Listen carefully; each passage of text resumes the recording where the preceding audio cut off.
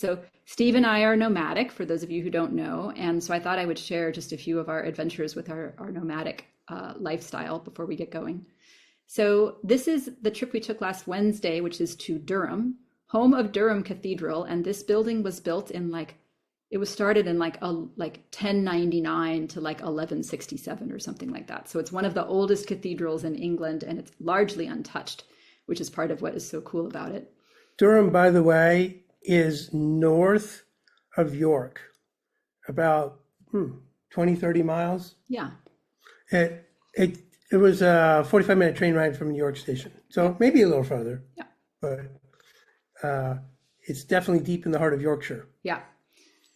So this is the interior nave with the rose window at the far end, and this thing in the foreground is a baptismal font, which is like 35 feet high, and it's probably 500 or 600 years old at this point. Just for scale, how big this really was. Right. Yeah. Okay. So anyway, it's this beautiful cathedral, and Steve took this picture of me again for scale. Yeah, at the bottom there, just so you can see how huge the stonework is, how giant the pillars are. It's just this enormous space. And it's full of incredible art. Here's a cool shot that Steve took from the stained glass window, the light coming in through the window. And it's full of beautiful painted work and carved artwork. And one of the really cool things is there's a sundial in the cloisters. So the cloister is like a courtyard where the monks used to hang out and do their work, get some sunshine, absorb some natural light. And if you can see in the middle of this tracery here, there's a tiny pinhole. And the pinhole casts a shadow on the stone floor. And you can see there's the shadow right there. And then the shadow tells the time of day as it lines up with this carved thing sort of in the bottom. And you can't really see it here. This is probably, several hundred years old. And it says meridian, which is like the midline. And then there are tiny little degree marks. And here's a close-up of that. That's what you can see. That's how it's carved. So this is one of the ways that the monks used to tell time. Yeah, and it really is magical. It's an incredible place. And you can just go and wander around. And we actually went to an evensong service. So we heard the organ and we heard the choir, and it's really pretty spectacular. That cloister, by the way, and this room here that just popped up showed up in the Harry Potter movies. Yeah, so that's another thing, is that it's actually been used as a lot of film locations. And we're not Harry Potter fans, but we're told that this is actually Harry Potter's classroom from one of the movies. This is the chapter house where the monks used to meet and have their meetings and things like that.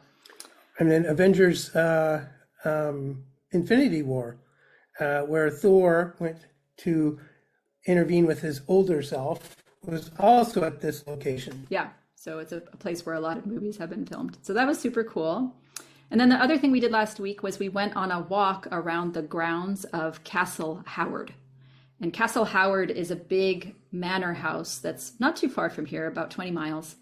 And we didn't actually even visit, because we're going to do that when my parents come. But we just took a walk around the countryside. And this is us with one of their sort of garden follies in the background. That's the picture. Walking around the grounds of this house, by the way, was a 3-mile walk. Yeah, right. It's just immense. It's huge, but gorgeous countryside and incredible daffodils.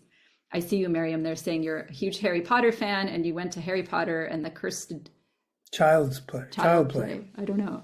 Yeah, anyway, so yeah, it's a really cool place to visit, Durham Cathedral, if you are a Harry Potter fan. So this is the castle. This is the long-range view of the house. And then here's that folly close up. So this is basically like a garden house. These people were so wealthy, they just had these incredible things built in their environment. And this was like a garden house where they would go and have picnics or concerts when the weather was good. There are some really cute little denizens, some wildlife and animals there. And there was a whole herd of goats. And I just made goat noises,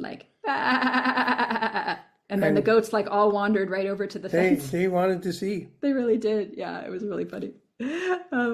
So we had fun with the goats. The interesting thing is that when you have adorable little denizens like this, and they live in fields, like this. There was this really cool old wall and parapet, which is sort of the entryway to there's like a grand entrance to the house.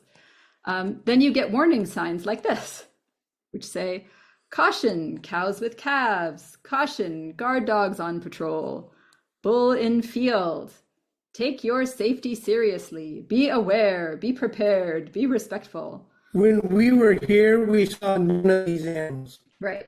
But we were duly warned. So it's really interesting because you're not just walking in like a park, like you're walking in actually somebody's agricultural estate. So it's been really cool to see how different everything is in terms of how people think about this and what they're doing. But we didn't actually get accosted by any animals, which is cool. Okay.